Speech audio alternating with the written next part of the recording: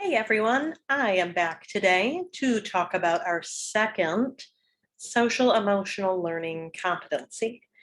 I hope that you joined me for our first video on growth mindset. And so we're going to look today at acceptance and diversity and activities and books that we can use to to teach this in our homes, in our classrooms.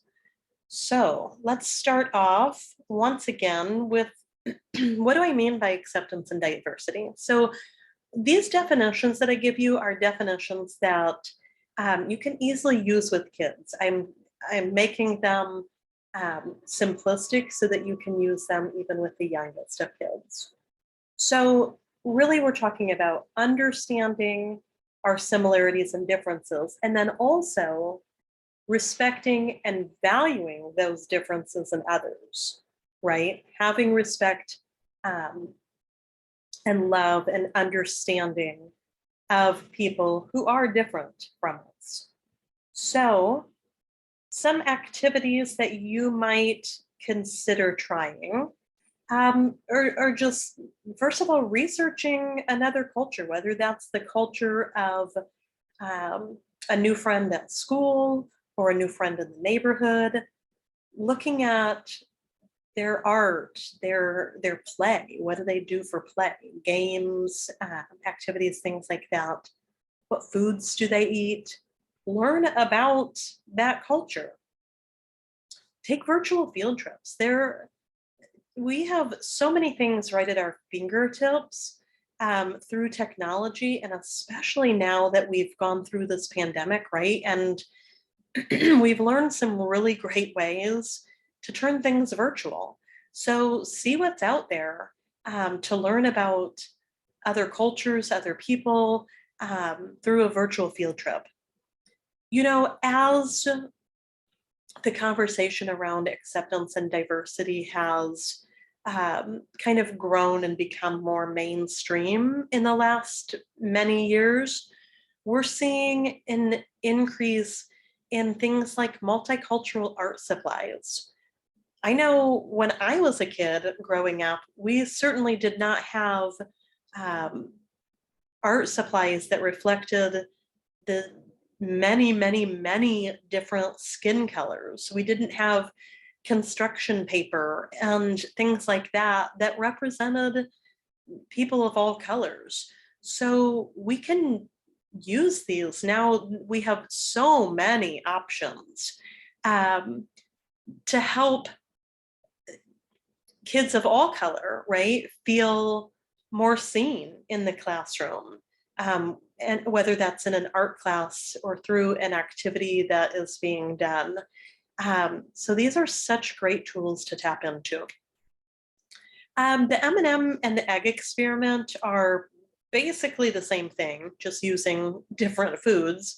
And these are great for kind of starting a conversation, especially with younger students or kids, about how we have many differences on the outside, but we have so many similarities on the inside, right? So the premise being that if you have, spill out a bag of M&Ms on the table in front of us, they all look different. There are different colors. Some of them have the M nice and bright. Some of them, the M is, rubbing off, or it's only partially printed on the candy. Same with eggs, right? So they come in lots of different colors. There are many different shapes. Some may have some sort of, bruising or discoloration on the shell. Maybe the eggshell is cracked a little bit in one spot. But when we open up that egg or we chop that M&M in half, they all they're made up of the same components, right? So this is a great one, and you can find lots of resources to support these experiments if you Google them, but that's sort of the premise of each of these. Another great activity is doing a same and different survey to figure out what are some of the things that are different about all of the kids in your class, but what are some of the things that are the same? And they might be surprised at some of their similarities and differences. And then looking at just a variety of books out there that can be used for discussion. There are just so many. Of course, just like last time, this is just a small portion.